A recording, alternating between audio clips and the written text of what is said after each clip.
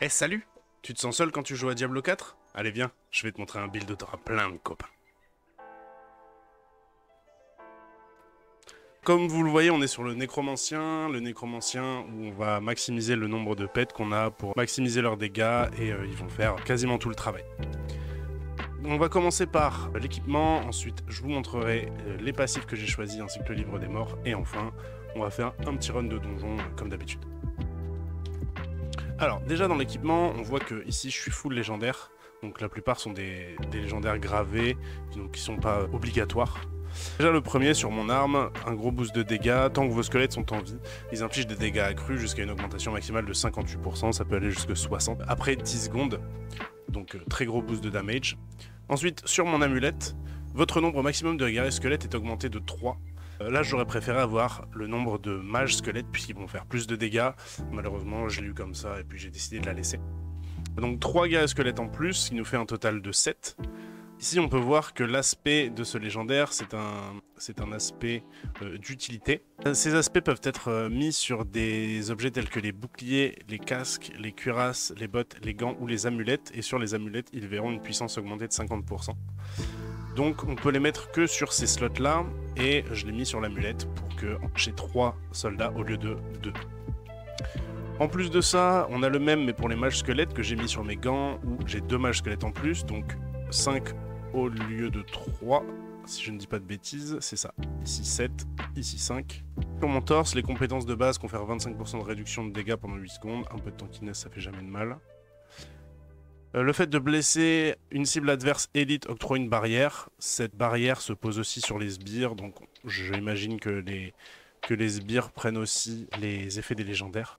Sur mes bottes, le chancre va faire que les ennemis sont attirés. Donc c'est plutôt pas mal, surtout si on le combatte avec la tempête d'os qu'on verra plus tard. Donc ça va paquer les monstres et puis ça nous permettra de se mouvoir plus facilement. Et sur mon deuxième anneau, chaque fois qu'un de vos serviteurs invoqués blesse une cible, sa vitesse d'attaque augmente de 12% pendant 3 secondes jusqu'à un maximum de 36%. Donc ce sera quasiment toujours up, 36% de vitesse d'attaque sur les monstres, c'est toujours ça de prix. Donc beaucoup de dégâts sur les serviteurs globalement. Ensuite, dans les talents, on va prendre l'éclat d'os qui va faire en sorte qu'on rende vulnérables les cibles et qu'on augmente de 20% les dégâts qu'ils subissent.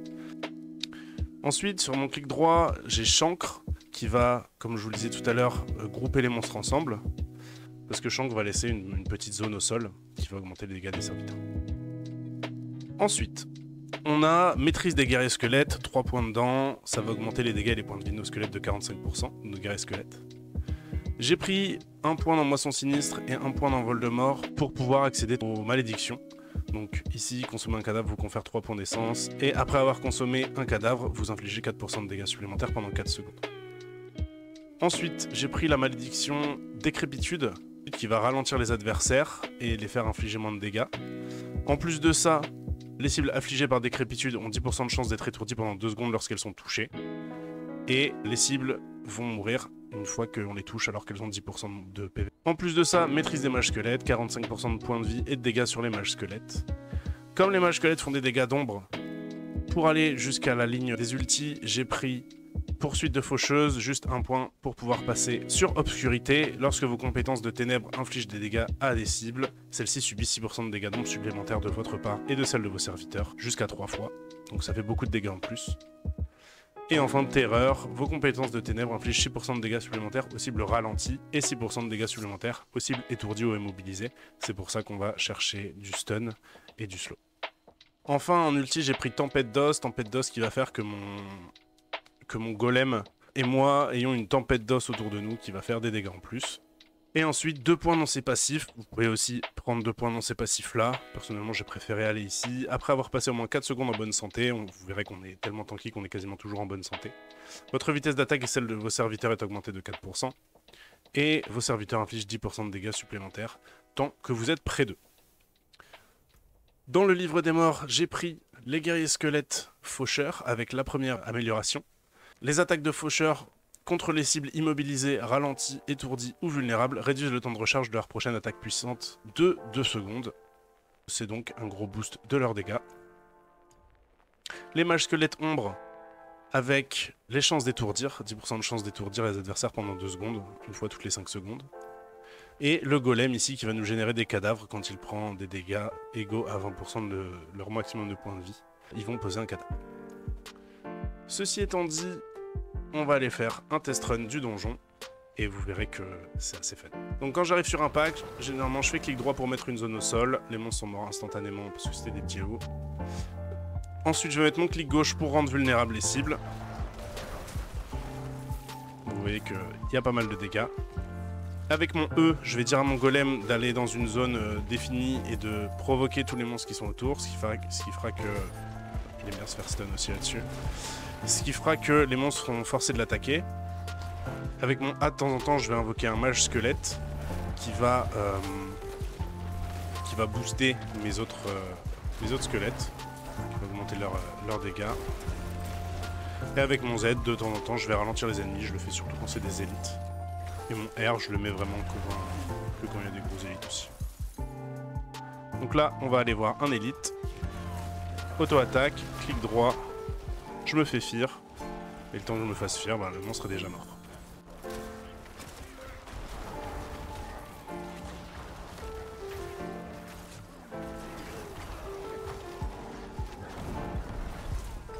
J'ai tout lancé et il est mort.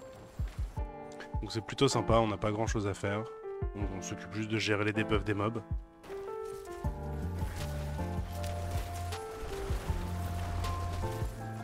Et sinon on peut juste courir, aller tout droit et aller chercher le prochain élite. C'est plutôt rapide pour farm.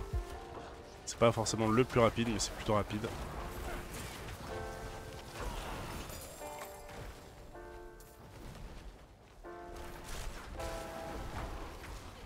Voilà, clic gauche, clic droit, Z. Bon, tout le monde est freeze là, mais vous voyez qu'il meurt quand même plutôt vite.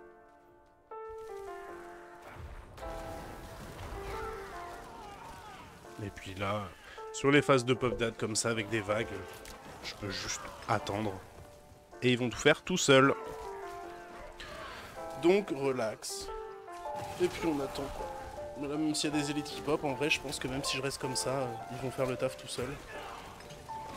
J'ai pas grand chose à faire, faut juste qu'ils se décident d'aller focus. Ouais, je bouge pas. Hein.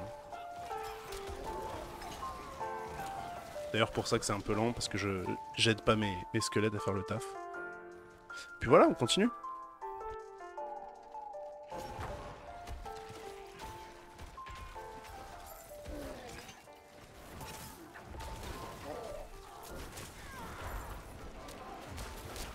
Petit truc marrant aussi, si vous appuyez sur le taunt de votre golem alors que la création est encore là, il va faire des ronds comme vous pouvez voir.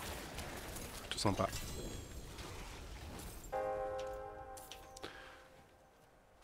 Et pendant ce temps-là, vous n'avez qu'à looter vos petits légendaires qui tombent.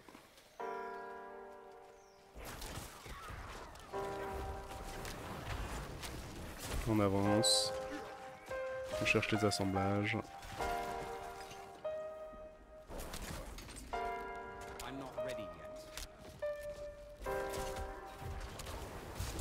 Conduction, toujours très fun, surtout quand vous avez des serviteurs avec vous.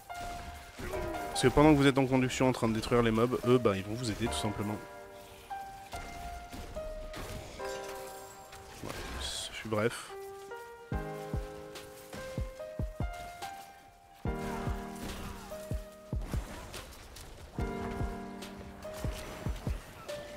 Donc si je pack les mobs, c'est surtout parce que l'intelligence artificielle des squelettes n'est pas forcément incroyable. Donc si tous les monstres sont au même endroit, les squelettes vont dans ce cas-là faire plus de dégâts puisqu'ils auront moins à courir, etc. Et ils vont tous focus à peu près au même endroit. Ce sera beaucoup mieux.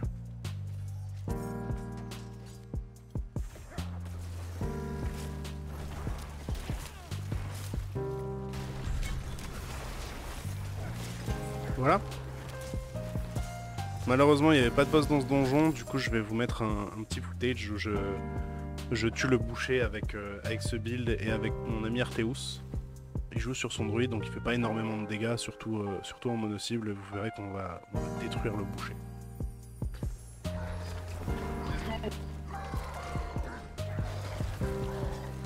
Je taunt.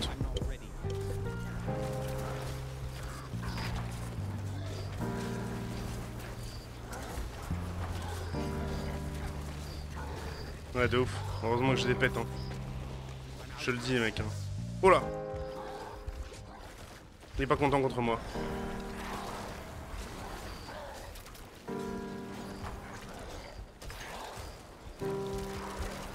Il a tué mes pets.